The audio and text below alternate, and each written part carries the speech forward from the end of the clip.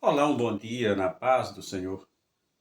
Eu quero ler um texto que se encontra no livro de João, no capítulo 9 do livro de João, e traz como epígrafe a cura de um cego de nascença. É muito interessante esse texto, diz assim: E passando Jesus, viu um homem cego de nascença, e os seus discípulos lhe perguntaram dizendo: Rabi, quem pecou? Este ou seus pais, para que nascesse o cego? Jesus respondeu: Nem ele pecou, nem seus pais, mas foi assim para que se manifestasse nele a obra de Deus. Irmão, esta afirmativa que Jesus fez, como sempre, ela é esplêndida. Existe coisas, fato que acontece em nossas vidas e em vida de pessoas que não podemos compreender até que aquilo aconteça.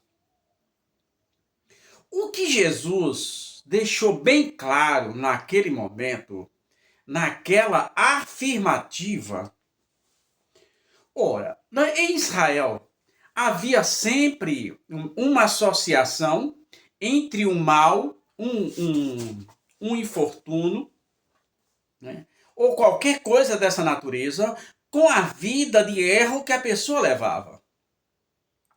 Até, na verdade, na história de Roma, se a gente observa, Roma pega fogo, né? Roma pega fogo. Na época da morte de Paulo, Roma pega fogo, também estava um problema sério em Roma. E o imperador, né, as pessoas começaram a culpá-lo e ele, mesmo sabendo que Paulo não tinha culpa alguma, para se ver livre da população, disse que o problema era de Paulo. Então, sempre que havia um problema, precisava achar-se um culpado. E essa era a mentalidade. Observe que no caso de Jó, foram 4 médicos, a Bíblia mostra 4 médicos, porque diz que eles eram médicos, que foram visitar Jó. E o estado de calamidade era tão profundo, né, que nem o médico daquele, mesmo acostumado com as mazelas do seu tempo, nunca tinha presenciado nada igual, é tanto que passaram 3 dias emudecidos. Mas quando começaram a falar, começaram a acusá-lo, né, que aquilo era consequência de uma vida desajustada espiritualmente de Jó, que era culpa dele. Porque havia essa questão em Israel. E aqui parece não ter sido diferente. Observe a pergunta dos discípulos. E os seus discípulos lhe perguntaram, dizendo: Rabi, quem pecou? Este ou seus pais, para que nascesse cego? Então você vê que os discípulos acusaram o cego. Ou a culpa era dele, do cego, ou a culpa era dos pais deles. Mas certo é que havia um culpado para que ele nascesse cego. O que eles não esperavam era essa resposta de Jesus. Como é linda essa resposta de Jesus. E Jesus dá uma resposta mostrando que aquele cego não era fruto de um acaso, não era mais um cego de nascença. Jesus mostra que aquele cego, né, nascera cego para aquele propósito, porque naquele dia ele nasceu para se encontrar com o Senhor naquele dia. Mas Juraci, é você que está dizendo? Não. Vamos ver o que Jesus disse. Jesus respondeu: nem ele pecou, nem os seus pais. Agora observa a cegueira dele. Para que foi? Mas foi assim, isso é, nasceu cego, para que se manifestasse nele as obras de Deus.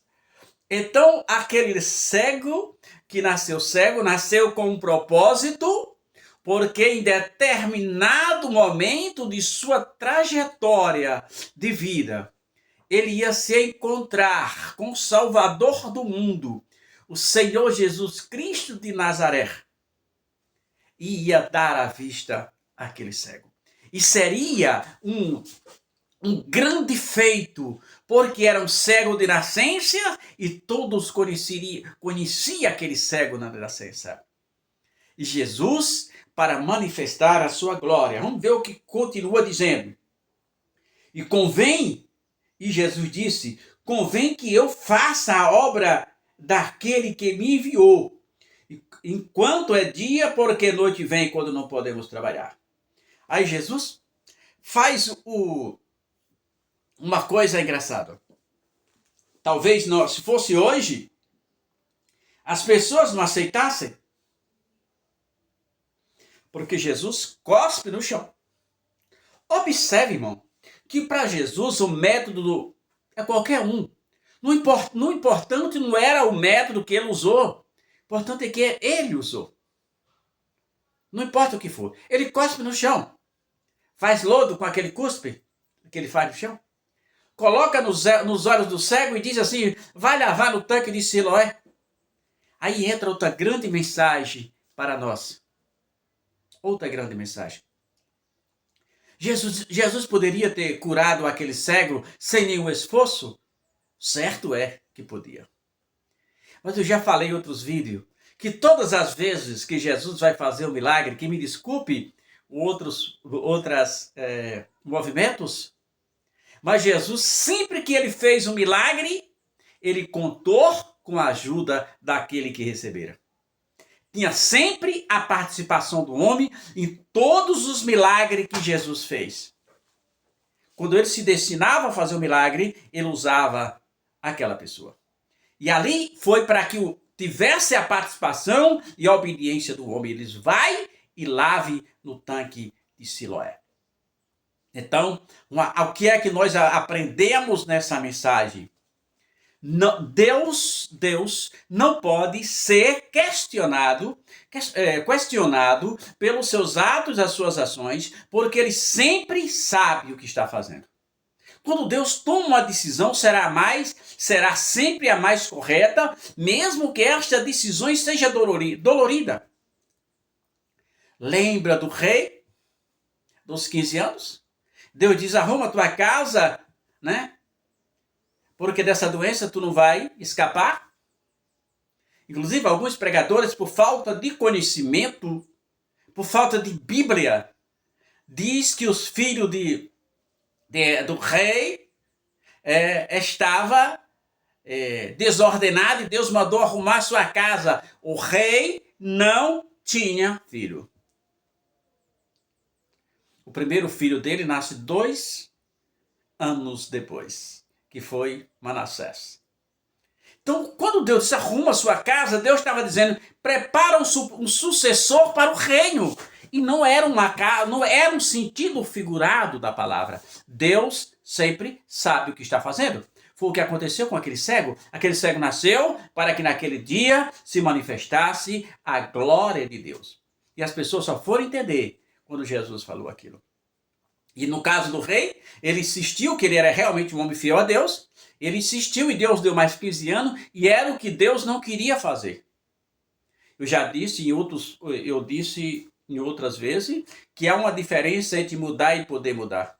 O homem fiel pode mudar os planos de Deus. Ele não muda. Qual é a diferença? Ele muda os planos de Deus, é que ele tem autoridade para fazer isso. Não, qualquer plano. Mas ele pode mudar os planos de Deus, porque ele pode insistir e Deus mudar de ideia. Foi o que aconteceu com o rei. Deus deu mais 15 anos a ele. Nesses 15 anos, no segundo ano nasceu seu filho, terceiro ano nasceu Manassés. Aos 12 anos assumiu o governo de Israel. E foi o rei pior que já teve em Israel, chegando a queimar os seus filhos aos demônios em Israel.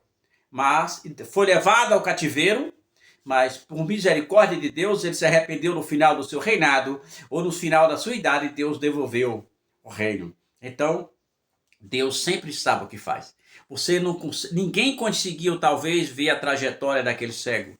Ninguém sabia porque, talvez assim como os discípulos, muitos acusaram. Foram os pais dele, foi ele é culpado, ou foi os pais, né? E Jesus disse que não foi nada disso, nem foi ele, nem ele pecou, e nem os pais dele pecaram. Jesus disse foi para aquele, ele estava preparado para aquele exato momento, porque naquela hora Jesus ia fazer um grande milagre na vida dele.